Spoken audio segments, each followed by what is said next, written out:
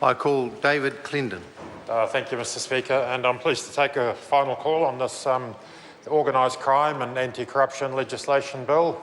I will endeavour, following from what we've heard, to perhaps offer at least equal amounts of heat and light to the debate. So the Minister in her opening remarks made reference to the desirability of zero tolerance when it comes to corruption, and I'm sure that's something that we would all support.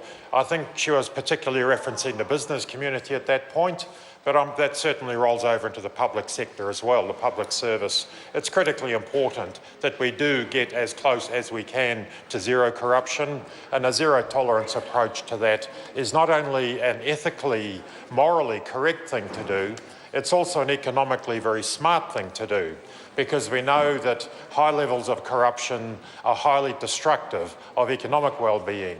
Look anywhere in the world where there's high levels of inequality, of poverty, even of violence. Almost without exception, you'll find high levels of corruption sitting beneath or around that. So zero tolerance for corruption is a very desirable thing to achieve. Unfortunately, sir, when it came to the crunch in the committee stages of this bill, I'm pleased to say that 60 members of this House expressed their preference for a zero tolerance approach when they supported my SOP that would have removed a clause from the Crimes Act which basically legitimates small bribes being paid offshore. Unfortunately, 61 members of this House chose not to go for a zero tolerance.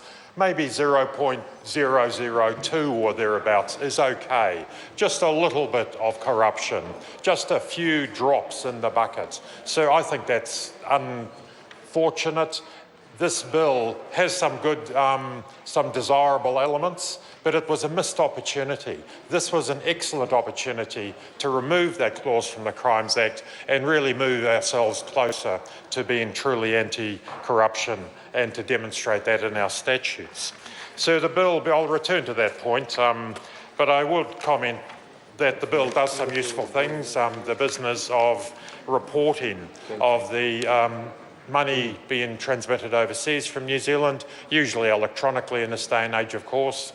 Some of the most spirited and interesting debates at Select Committee were about that issue. The banks came and gave some quite substantive submissions, and appropriately so.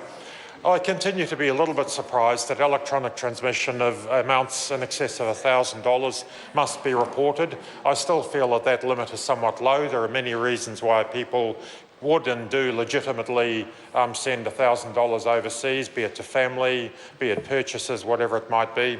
Nevertheless, that's where we've landed up. But just to put some scale around that, I recall the Westpac submission indicated that Westpac Bank could make approximately 2,000 reportable transactions per day, up to 2,000 a day. It's not hard for that bank then to be thinking in terms of perhaps 500,000 transactions a year. Multiply that by 4 for the 4 major banks, plus the very high number of private companies, of individuals making transactions. That's an enormous volume that needs to be reported, recorded, and that, of course, is one reason why part of the commencement date for this legislation is put back, simply to allow the banks and the companies time to build the necessary software and to create the infrastructure that will allow for that. The Privacy Commissioner was somewhat unhappy with this legislation to the extent that there is less privacy protection for information about New Zealanders dealing offshore than there is in a domestic environment. And she thought there needed to be some stronger constraints around that. The Select Committee did agree, and did put there's a requirement on the Police Commissioner, for example, to consult with the Privacy Commissioner when setting or altering agency-to-agency information sharing agreements, and that's a good thing, that's a good step forward. But I think it's something we'll have to continue to monitor. When the Privacy Commissioner is making a fairly strong submission to say, hang on, this is a little bit over the boundaries, then I think we need to take that seriously, and I would hope that in time it'll be proved that, in fact, we will get that balance right. So the point's been made, this legislation has taken rather a long time to come to the House.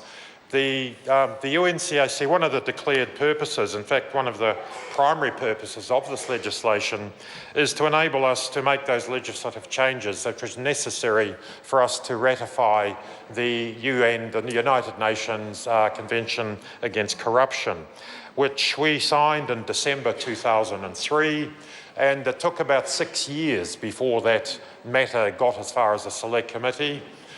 There's a certain symmetry. The first reading of this legislation was exactly 1 year ago today, on the 4th of November 2014. So we're just rounding that off quite nicely. Perhaps we should put a little candle in the middle of it when we do vote. It is true that the government minister at the time indicated in August 2013 that the bill would come to the House by the end of that year. In fact, it was it was June or thereabouts, June, July of 2014, before we had the bill tabled in the House. And then, yeah, as I say, a year ago today, we finally got the first reading. That's peculiar because there is, all parties, I think, all sides acknowledge there is a significant economic benefit in ratifying this legislation, or rather ratifying the convention, and of course this legislation is necessary for that to happen. That well-known left-wing commentator, Phil Riley, head of Business New Zealand, is on record as saying New Zealand's high-trust public sector is its single greatest competitive advantage. And that's quite a strong statement from a fellow who does on occasion find reason to criticise the public sector. And I do think that it just highlights the fact that in order to maintain and develop good economic relationships with other countries, particularly those countries that have already ratified the UNCAC, it's important that we progress to that position ourselves. And it is odd that that has taken such a very long time, and I do wonder if we don't need to take a lesson from that. Sir, again, just to return to the matter of the facilitation payments, which unfortunately continue to be allowed, the so-called facilitation payments, which are actually little bribes. New Zealand businesses do have a very good reputation for operating honestly within the law with integrity, and long may that be the case. The fact that we missed the opportunity to take out that unfortunate clause in our legislation that legitimates payment of small bribes does degrade the quality of that reputation. The point was made in earlier debates that some of our key and very important trading partners, critically China, but also India, as it becomes an increasingly significant trading partner, both in terms of product, services, education, tourism, that it would be a great thing if New Zealanders abroad, New Zealand companies abroad, were seen to have a zero tolerance approach. But unfortunately, we can have that 0.002 approach. We can continue to allow companies to behave in ways which they would not be allowed to behave in New Zealand. And I do think that's unhelpful. Both China, the leaders of both China and India have made very, very strong statements that they are determined to drive corruption out of their economies. That will take a very long time. That's a very significant undertaking, and may they have success in it. And it would be nice to think that New Zealanders abroad would be setting the example, rather than this rather tarnished example, that maintaining the legitimacy of what are small bribes unfortunately does propagate that. So in final comments, I'd say we do support this bill.